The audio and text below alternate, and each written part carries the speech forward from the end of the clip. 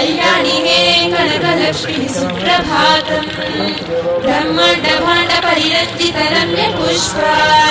सम्बन्ध सान्द्र मकरन्द सुगन्ध हृद्यः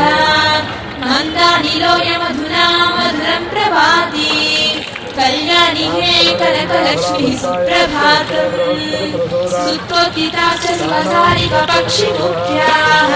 देवी त्वदीय मधुरालय गोपुरस्थाः गायन्ति रम्यरसरञ्जित रागमाला